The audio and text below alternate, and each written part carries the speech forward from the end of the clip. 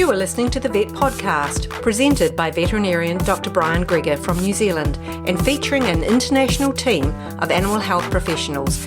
Join us as we discuss pet health issues from around the world.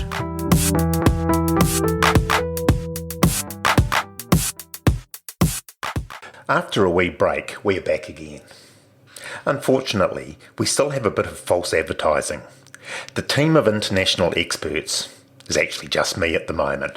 So if you are an animal health professional and would like to be part of this podcast, either email me at vetpodcast@gmail.com or message me through the Vet Podcast Facebook page. Likewise, if you have a topic you would like to discuss, flick me a line. So after that public announcement, as they say, on with the show.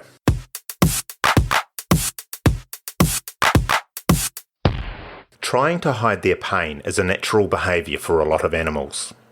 It is not in their best interest to let predators or even social competitors know of their discomfort and potential weakness.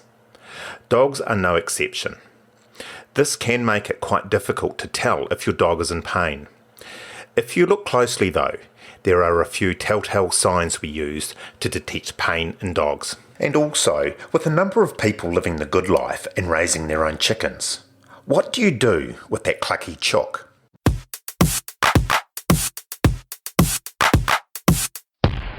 As a clinician, the term the tip of the iceberg comes to mind when I'm thinking about the chronic pain a dog may be in.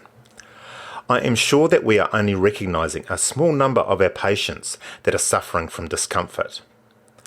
Probably the most common cause of chronic pain we see is that of osteoarthritis, joints that are a little bit worse for wear. Now, I can draw on my own misspent youth here. I have spent too much time riding dirt bikes too fast and at times with not enough control to keep me upright. I have also pursued our nation's passion of rugby for a number of years with the knocks and bumps that comes with this contact sport. Consequently, my body is not working quite as well as it was when it was new. I can sympathise with some of my patients and can vouch for the relief of pain control medication when required. In order to control pain in dogs, however, we must first recognise it. It is easy for my pain. I can feel it for myself and take appropriate steps to alleviate it. What about your dog? Sometimes the pain may be obvious. Often it isn't. So what do we look for? The first sign may be as subtle as a change in posture. The dog may crouch a little when it walks, or maybe it always used to sleep with its legs curled but now only with them straight. If an older dog sleeps a lot, this may be its way of blocking out pain. Often there will be reduced exercise tolerance, or it perhaps appears withdrawn or refuses to play. The discomfort may get to a point where the animal has had enough and becomes disobedient, or even worse, aggressive. One of the signs that is close to my own heart is being a bit slow to start. It takes a wee bit to get going in the morning, or after sitting for a period. My joints just need time to warm up. Some of the symptoms are quite obvious. Limping is an obvious sign of discomfort, as is difficulty standing, climbing stairs or jumping. A bit more subtle may be the shortening of the stride. All of these symptoms are non-specific, but any one of them may indicate that a dog is in a bit of pain. There are a number of good treatments for chronic pain available for our pets now. The time to use them isn't when the dog is walking on 3 legs because the pain is unbearable. If the pain and inflammation is treated early, often it will slow down, if not stop, the progression of the joint degeneration. If your dog is showing any of these signs of pain, make an appointment to see your vet now. I'm sure your best mate will thank you for it.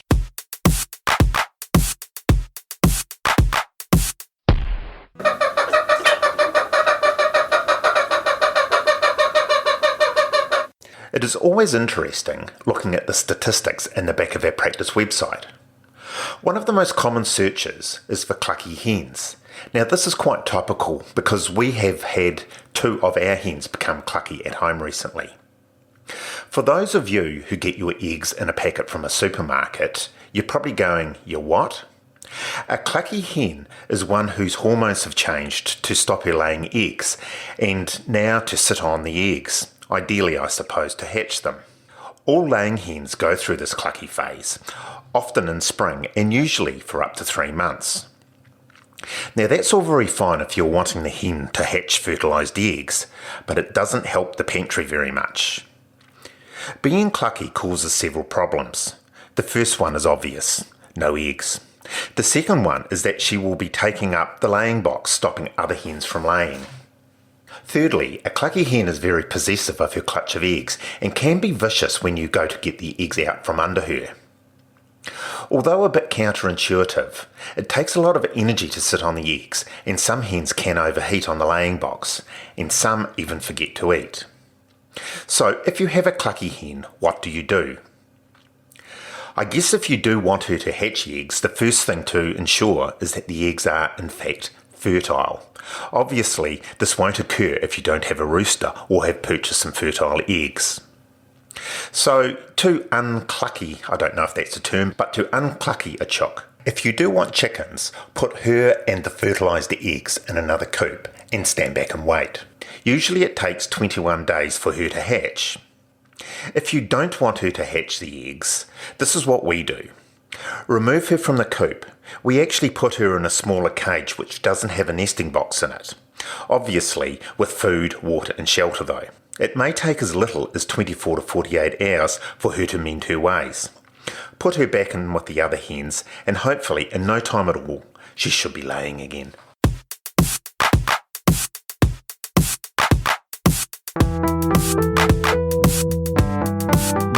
You have been listening to the Vet Podcast. You can find us on Facebook, iTunes, Google Play, or bookmark us in your favourite podcast player. To contact us, message through Facebook or email vetpodcast@gmail.com.